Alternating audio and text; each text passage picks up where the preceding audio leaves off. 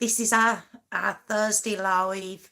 There's no one here at the minute, so I'm just gonna hang on to see if anyone's gonna join us this evening.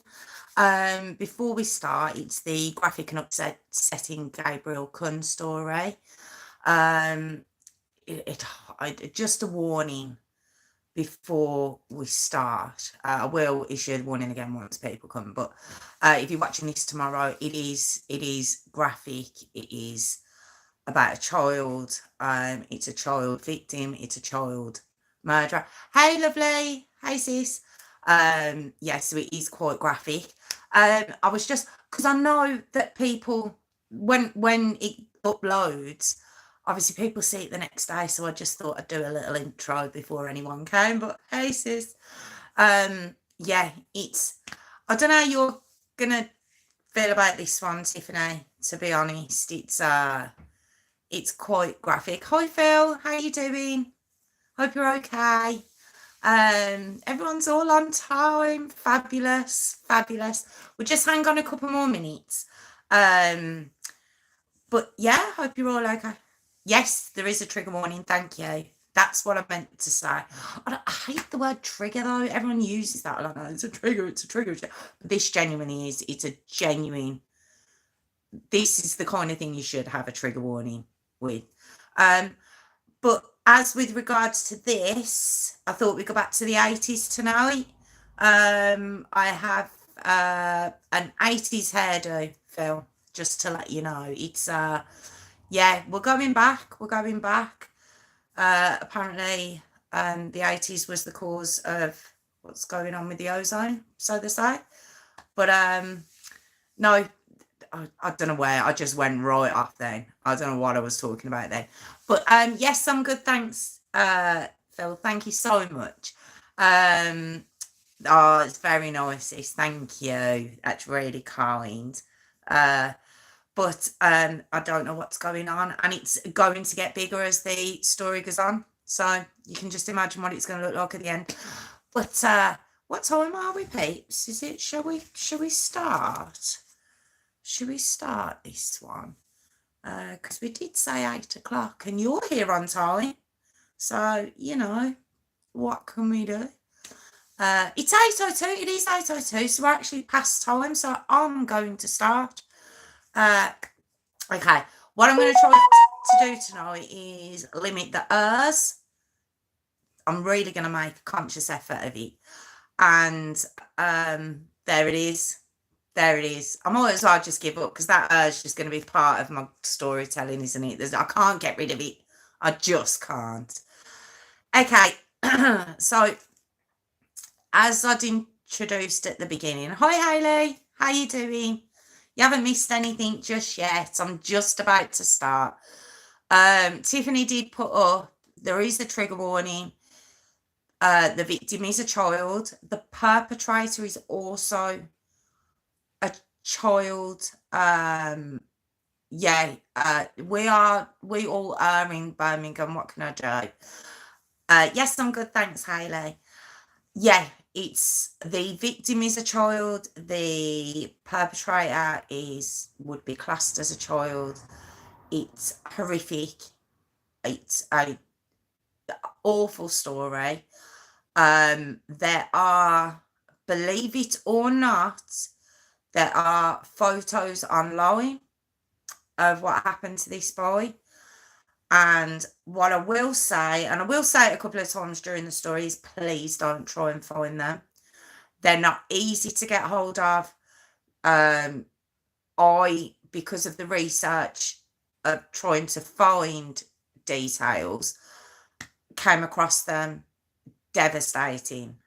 So I really would advise, no one needs to see that. Nobody. You're not going to get anything, and it's not going to, basically, that will never leave your mind. I say it all the time. If you do choose to go and find them, I've warned you. Okay, so we're going to start. This is the graphic and upsetting Gabriel Kuhn story. Now, the reason this is quite a hard story to do, bar the obvious, there's not a lot of detail. The two kids I'm going to discuss, they're from Brazil, and no matter where I looked, no matter where I searched, I couldn't find a lot before this actually happened that was translated into English. I've seen a lot that was, I presume, Brazilian, which I don't read that. I don't know Brazilian. I don't even. Is Brazilian an actual language, or is it Spanish? Do you know what? I'm gonna stop. I'm gonna stop before I start there. But you might be able to help me out on that if you're watching from Brazil. But yeah, it was very, very hard to get anything pre the date of this crime. I love you too.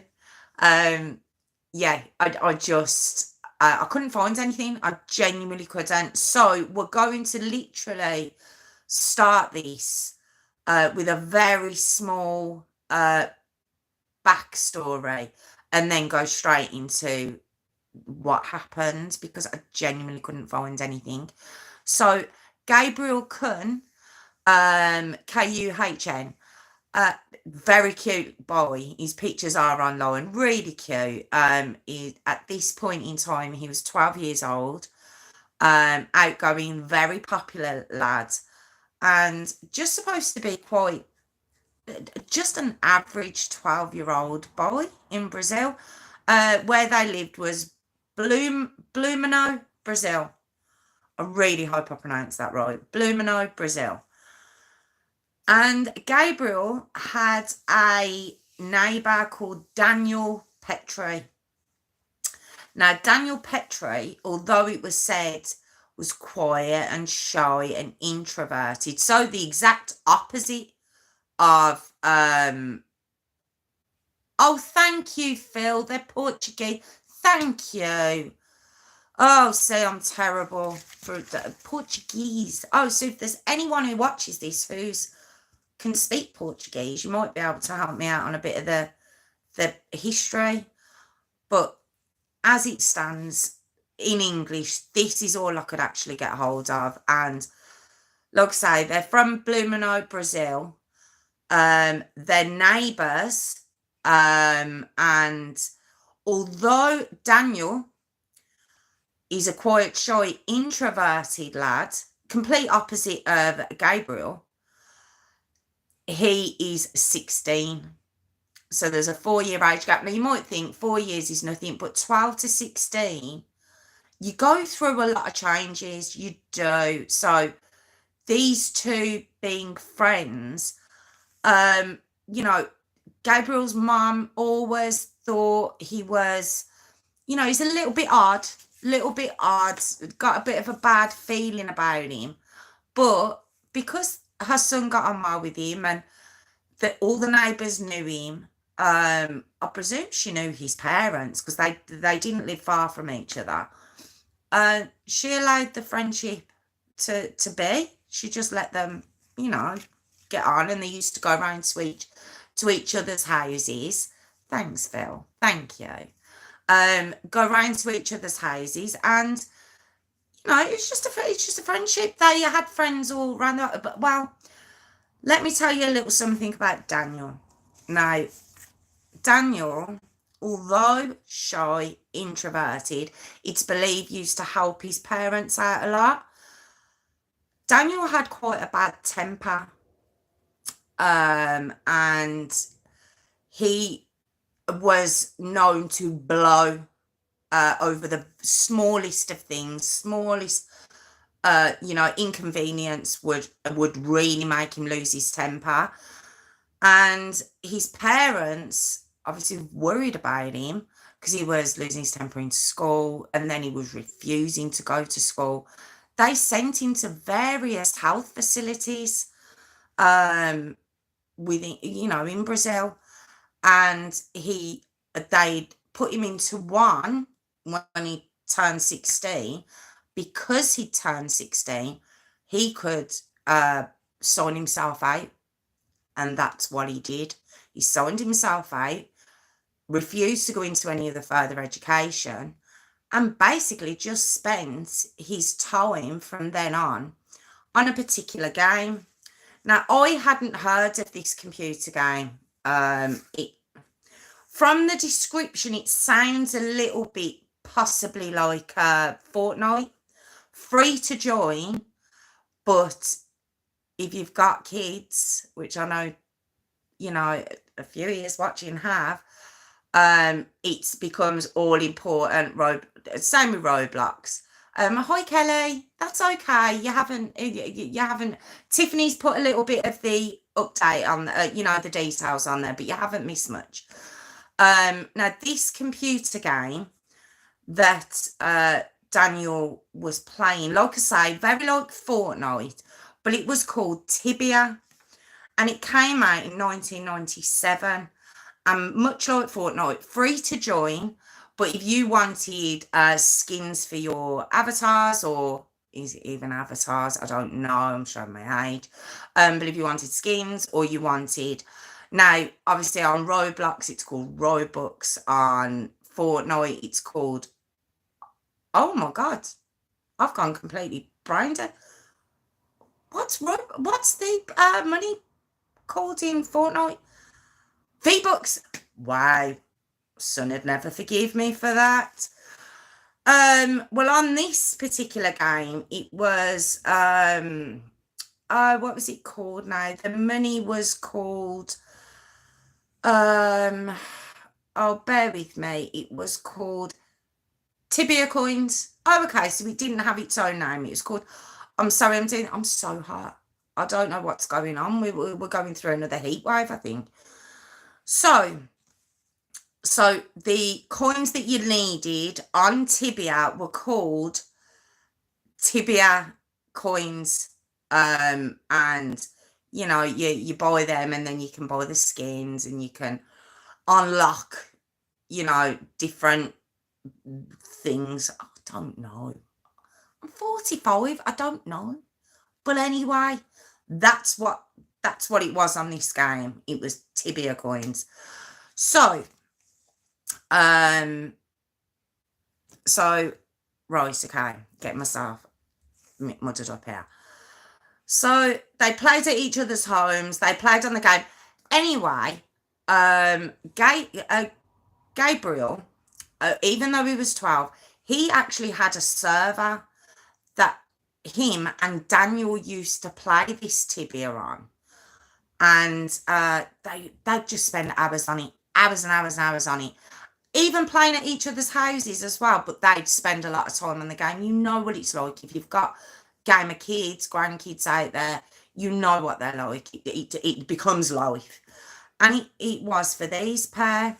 But we came up to a point where Gabriel, that he's 12, remember, asked Daniel to lend him 20,000 Tibia coins. Now, Daniel, because he played so much, don't forget, he's not going to school, he's not going to work, he's not doing anything. All he does is play this game. So, as you know, we like Robux and everything else, V-Bucks, everything. You can build them up. You don't just need to buy, use cash for them. You can build them up by playing. And he had a lot. So he used to lend Tibia coins out to the kids around the area. But obviously there was a cost for these coins. And Gabriel just didn't have the money. Maybe his mom didn't want to, give him the money. Hadn't earned it. Like Kelly said, hadn't done chores or anything to earn these Tibia coins. So he lends them off Daniel. Now, for whatever reason, we will never know. Gabriel decides he doesn't want to pay these coins back to Daniel, which is surprising.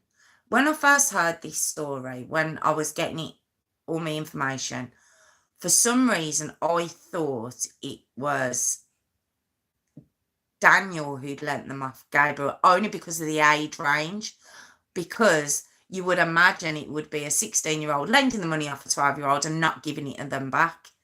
Being cocky, I'm older, what are you going to do?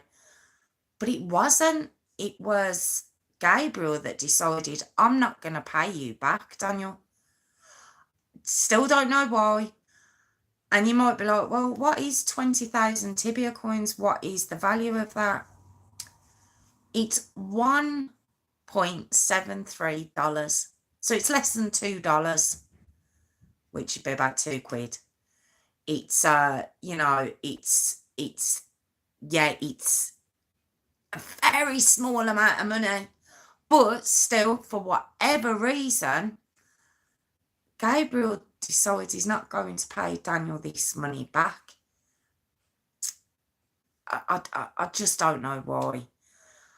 So when Daniel starts chasing Gabriel for the money back, which he would, like I've explained, he's very quick to blow, he's Daniel. He's already been in medical facilities, he's not quite right. I would presume that not only does Gabriel not know this, I don't reckon his mum is aware of this either, even though she had a bad feeling about him. I don't reckon she'd have been aware of that. And so when Gabriel was saying, no, I'm not giving you your money back, I'm not giving you your coins back, Daniel starts getting angry, really angry. Now, 20,000 tibia coins sounds huge, but it's not. It's not. It's $1.73. Yes, Phil, very similar.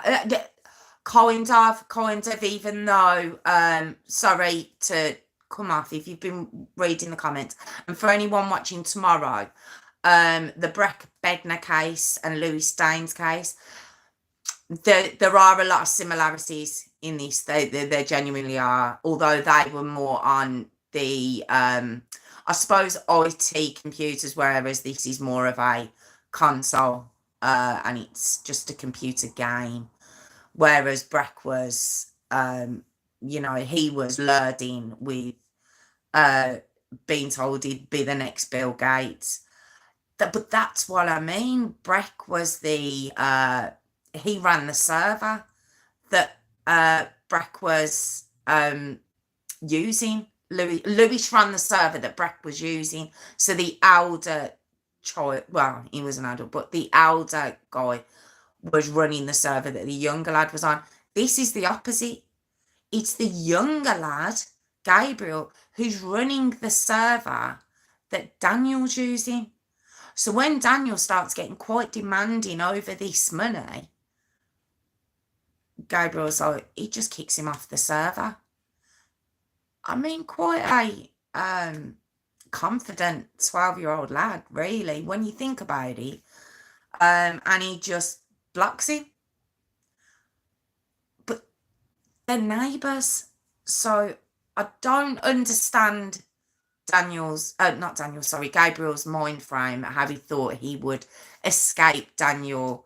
He owed him money. It was a very small amount, but it obviously meant a lot to Daniel.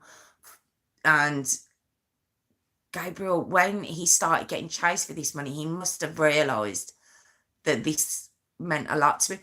But like I say, if he wasn't aware of Daniel's mental issues, he'd have just seen Daniel as being quite a chilled, laid back,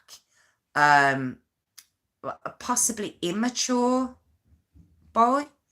He's 16, he's playing with 12-year-old lads, so possibly Gabriel thought, what's he gonna do? So Daniel keeps on chasing him for this money. Gabriel keeps ignoring him, blocking him, to the point now he doesn't talk to him at all. He's completely ghosted him, for want of a better word.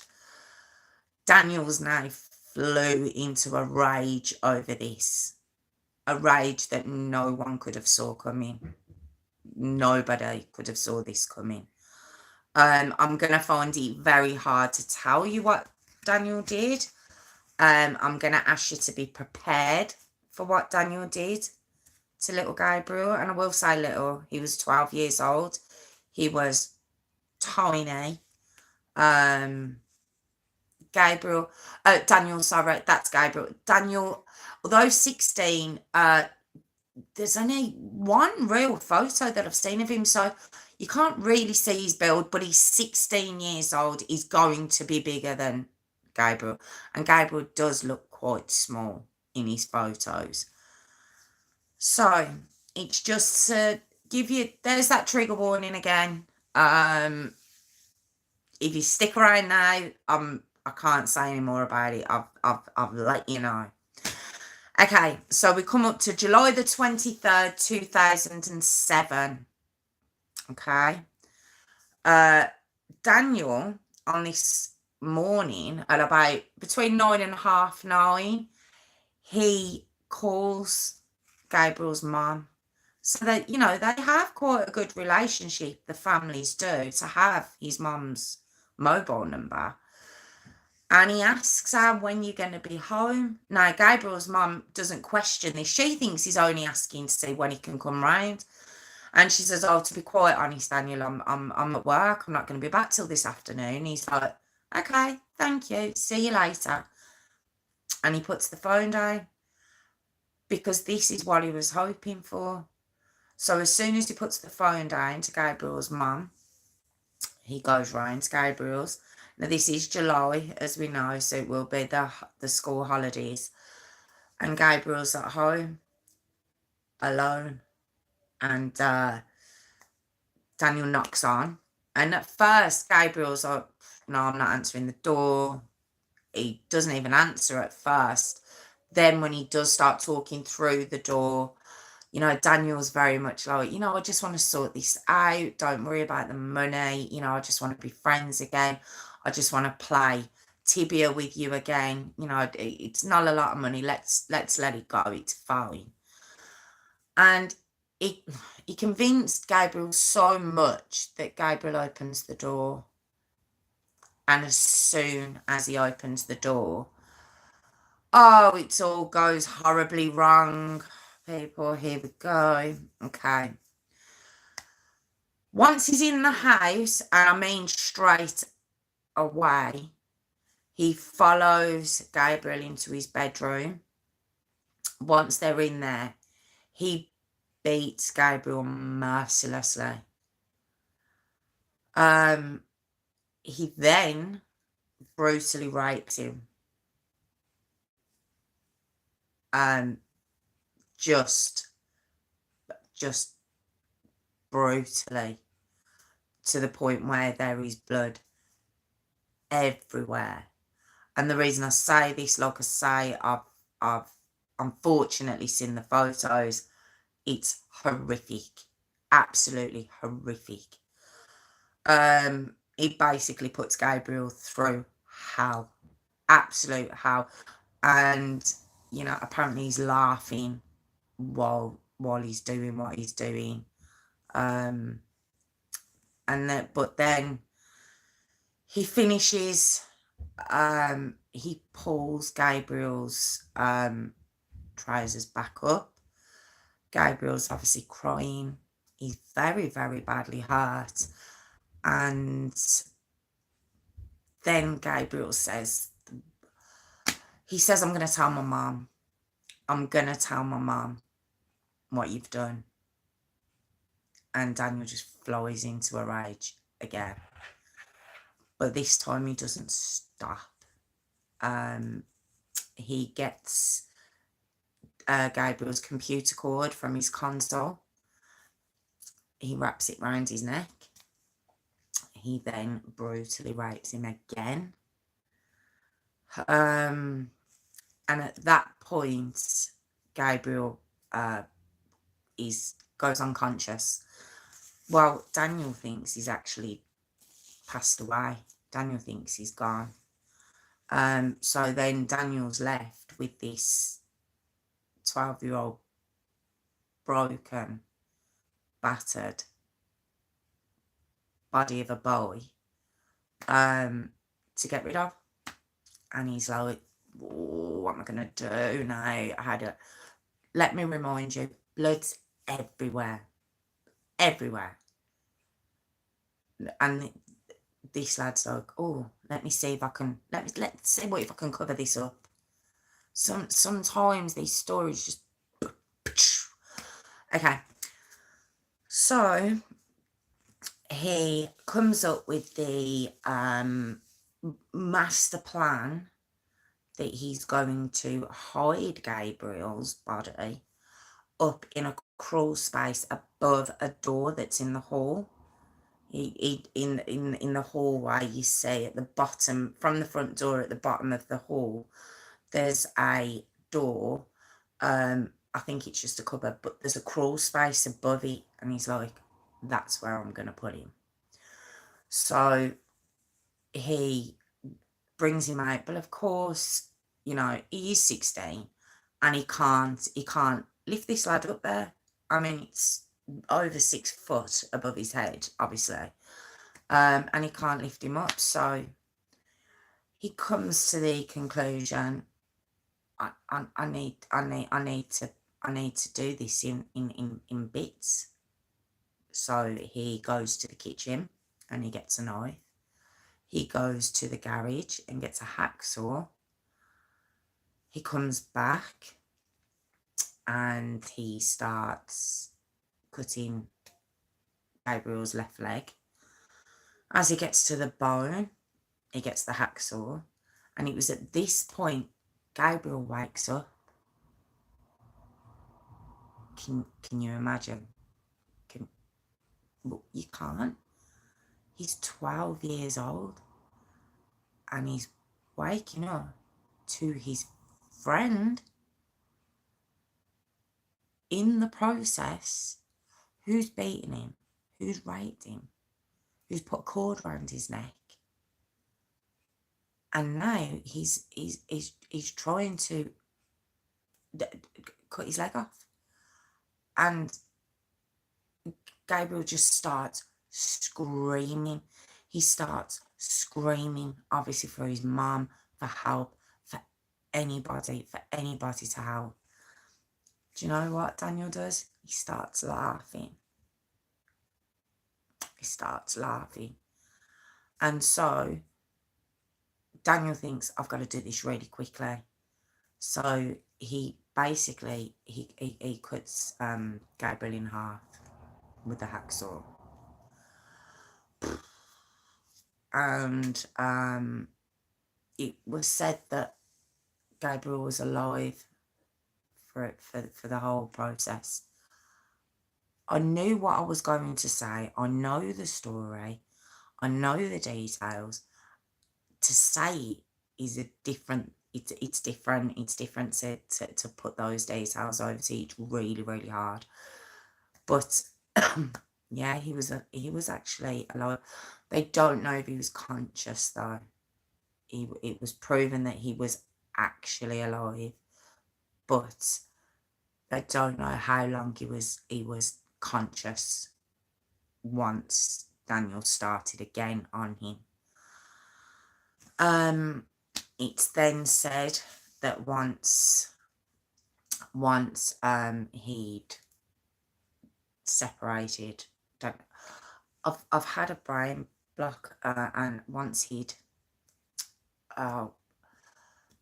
cut him in half,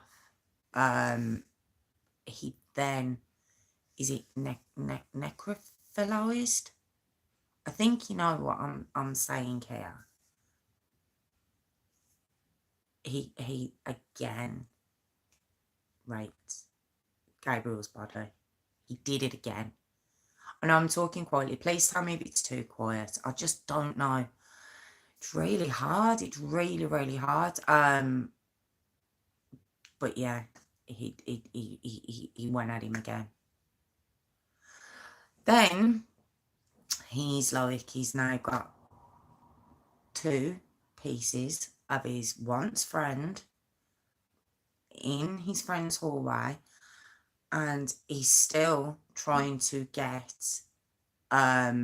Gabriel's torso and obviously top part of his body into the crawl space. He's still too heavy for him. So do you know what he does? He leaves.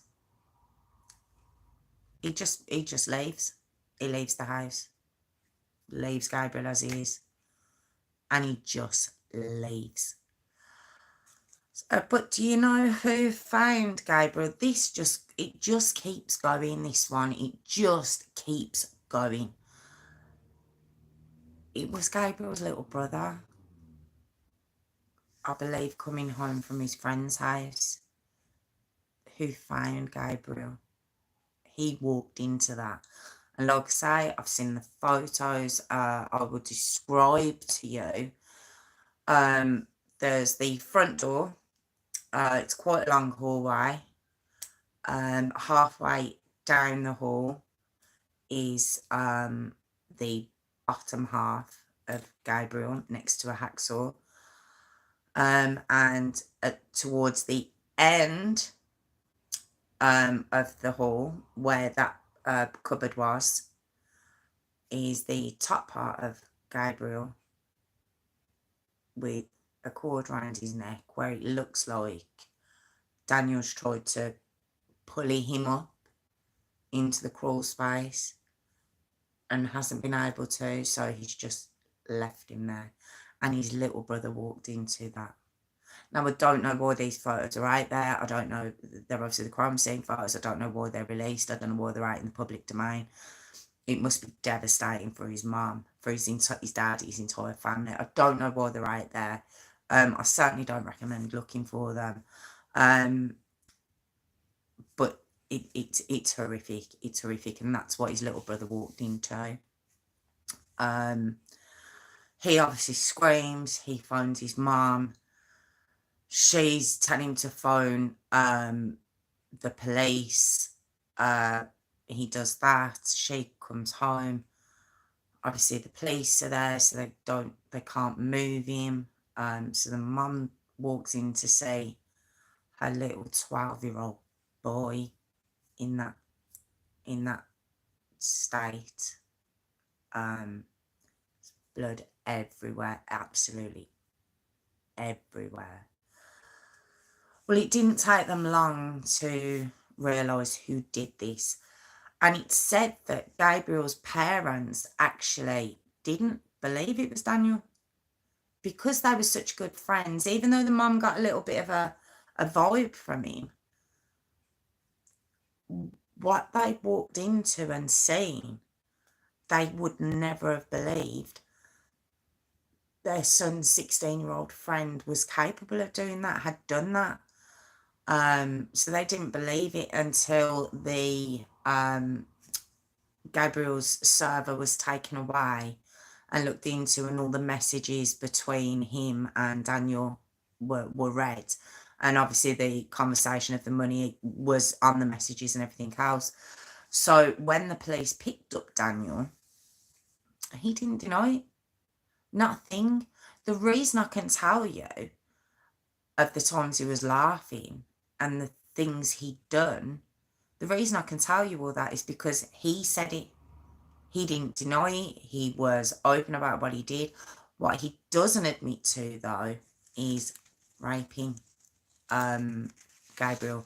He doesn't actually admit to that, but the autopsy, that he's proven beyond a shadow of a doubt that he was brutally raped on more than once. So they're like, what, they're questioning him and he's describing what he did. He's reenacting it. There's no remorse on this lad whatsoever. And you know what his justification is for it? He owed me money. He owed me money. It was less than $2. When I first heard the story and I heard 20,000 tibia coins, I was like, oh, don't get me wrong, I'm not saying any justification. I don't mean that, but I just thought that's a lot of money. But 20,000 tibia coins came to less than $2.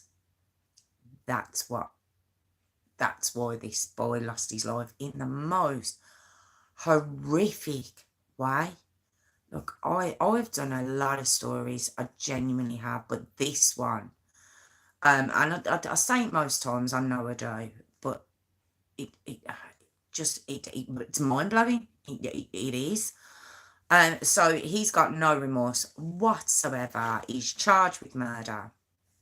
I did just notice in my comments that I think it was Tiffany wrote, it keeps getting worse.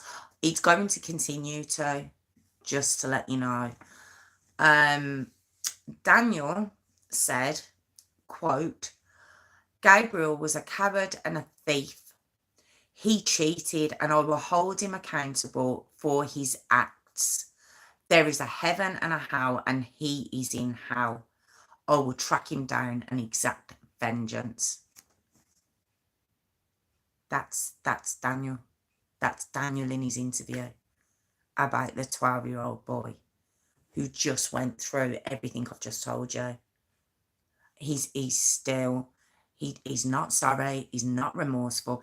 In fact, he still feels well within his rights to have done what he did, and he wishes he'd have done more. It's one of the neighbours spoke about this, like I say, when they still didn't want to believe it was Daniel, and she says something wrong happened. He always helped his parents. He was polite. He was quiet.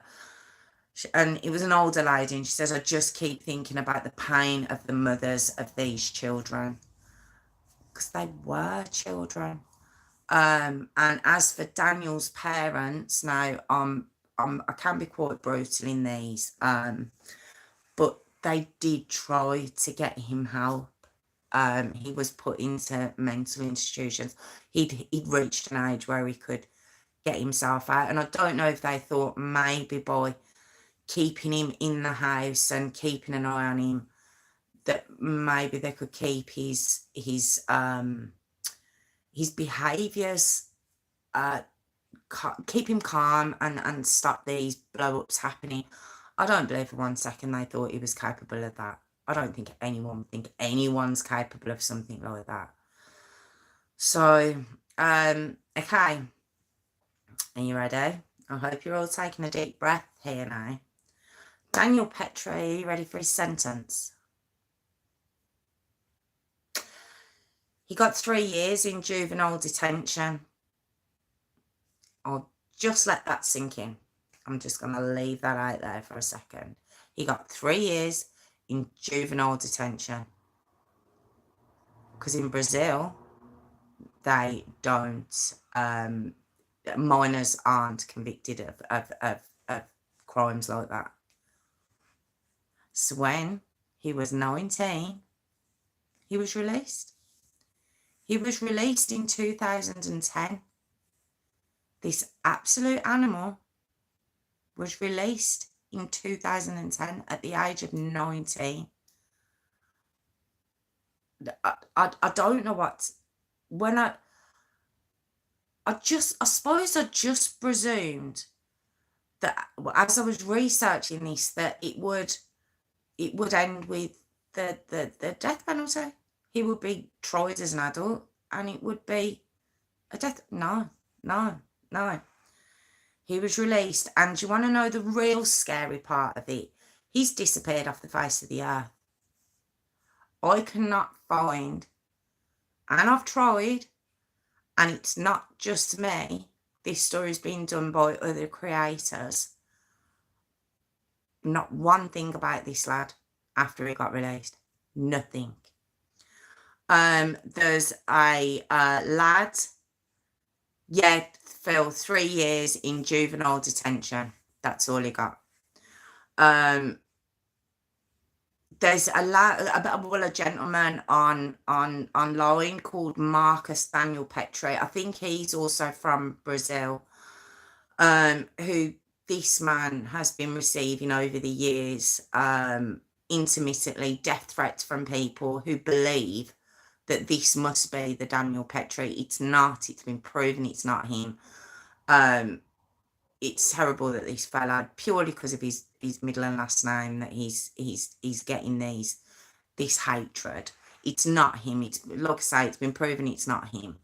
But that's the lens people are going to try and find where this Daniel Petrie is. There's rumours of him being in the online gaming world.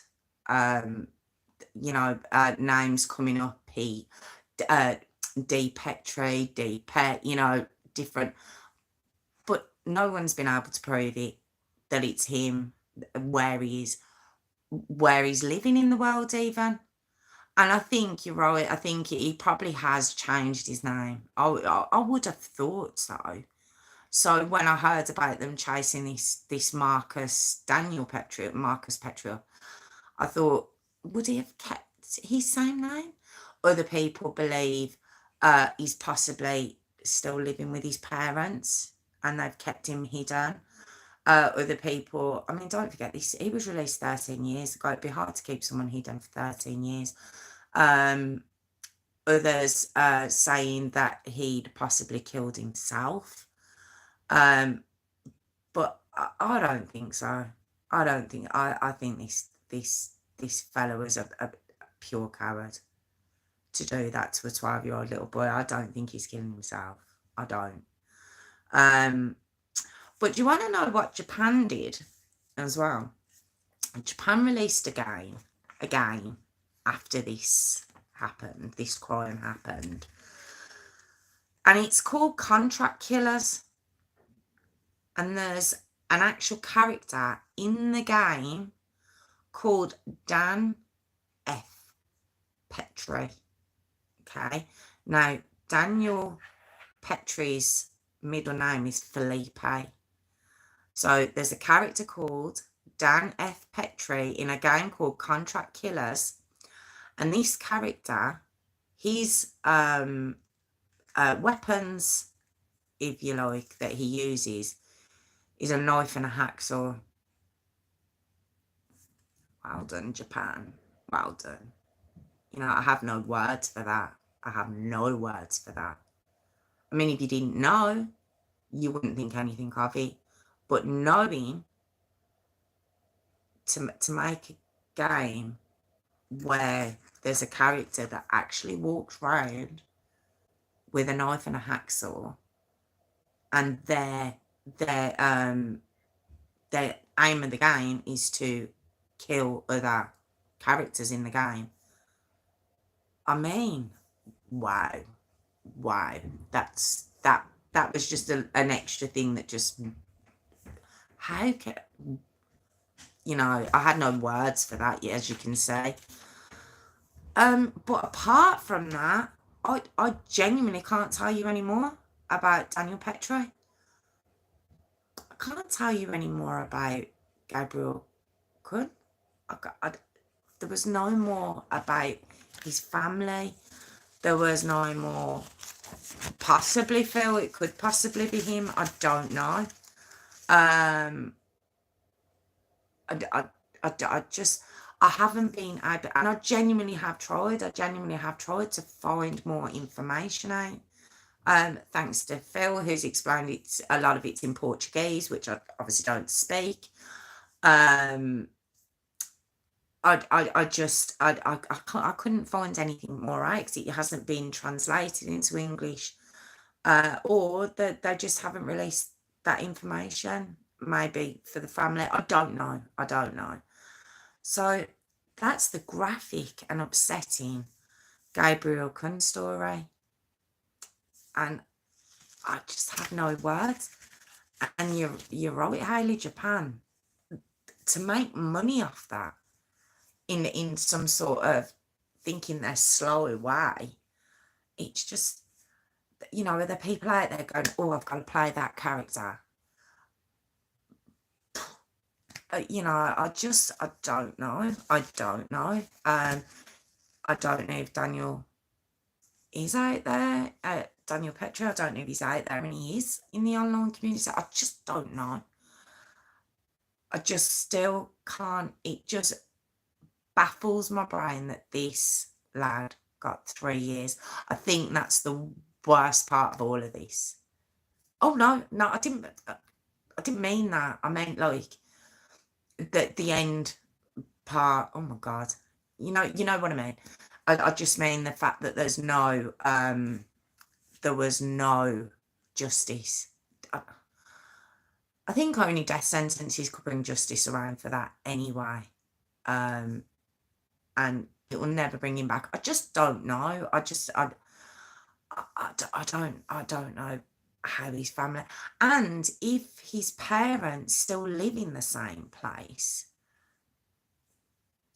Daniel Petrie can't have moved back home, because you kill him, wouldn't you?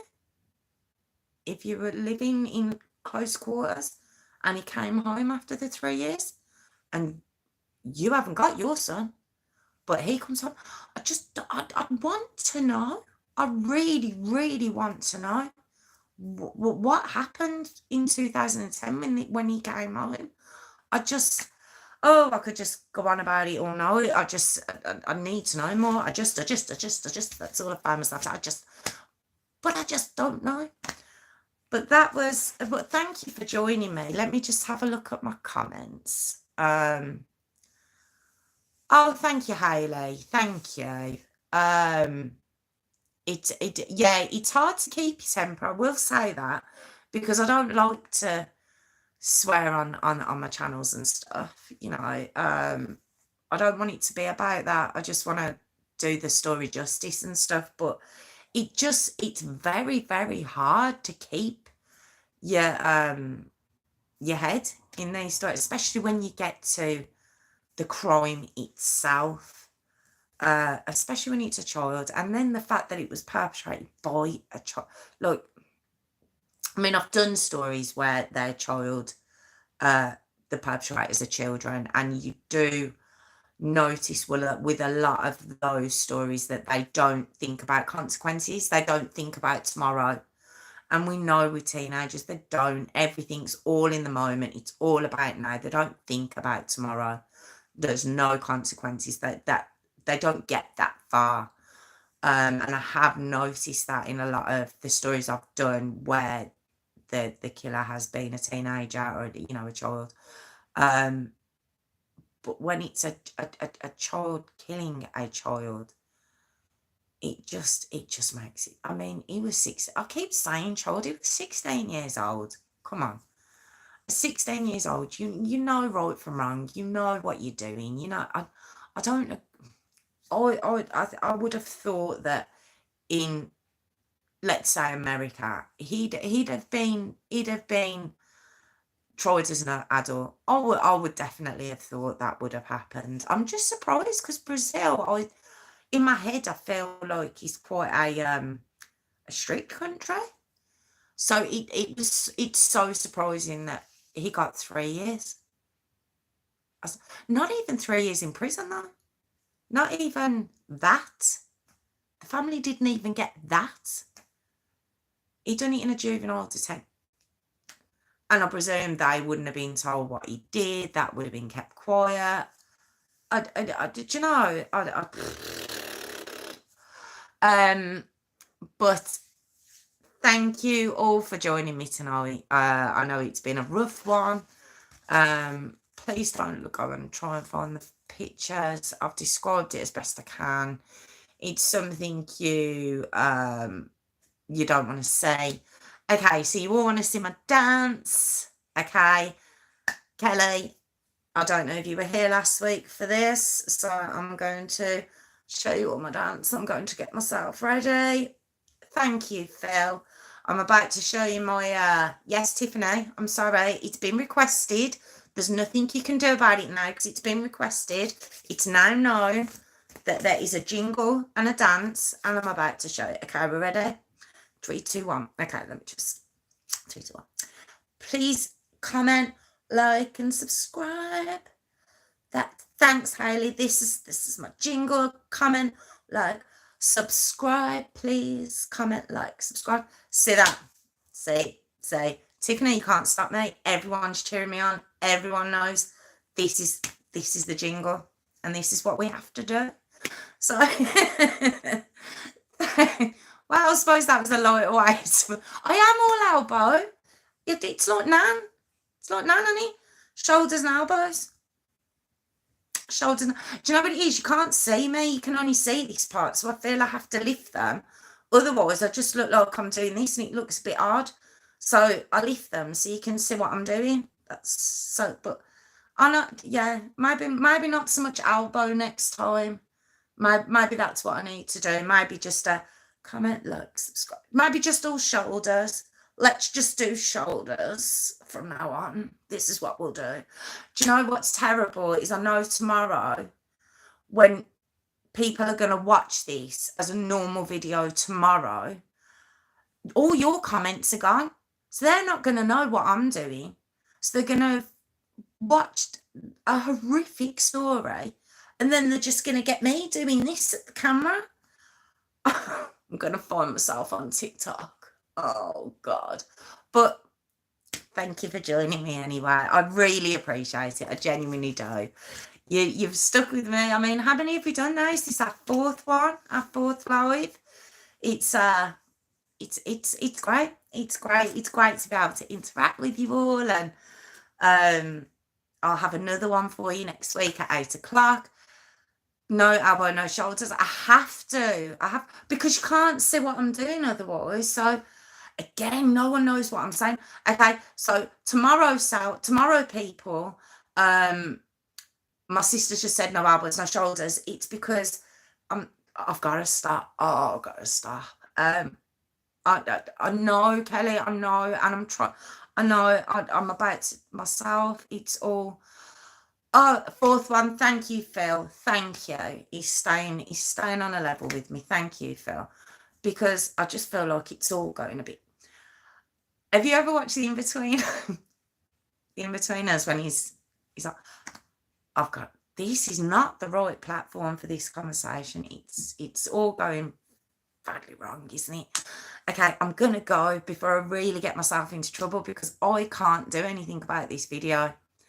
It goes up into the ether come tomorrow, and I have to take it on the chin of whatever happens at the end. So thank you all so much again. Join me for the fifth one next week at 8 o'clock. Thank you for writing your comments, Tiff, and updating people as they join. Thank you, Kelly. Thank you, Phil. Thank you, Hayley. Thank you, anyone else that I've missed. I don't think I have. Well, look a cute little group now, aren't they? So thank you so much again. And I'm gonna go before I start. The shoulders start again. I'm gonna get it down. And we're gonna persevere with this one. I might add music. Maybe add music. What do you think? Would it be okay if I added music, Tiff? Do you think that'd be better? No. I don't know. I'll have to leave that with her. No, okay, right. I think the music might help. I think it might. No, okay. All right. We'll discuss it another time. So I'll see. All right. I get it. I'm not allowed music. Okay. I'm gonna practice though. I'm gonna practice. I'm gonna get it down by next week. You watch. My outro is gonna be out of this world. Okay, right. I'm gonna try and log off now with as much dignity as possible, and have a lovely evening. Thank you for joining me, and I'll see you all next week. She says, I'm still here. I haven't gone. Oh, this is so bad. Am I still here? Can you still see me? Have I gone? I think I've gone. Have I gone? I haven't gone. Oh, for goodness sake. Oh, this is so bad. Okay, I think I'm not.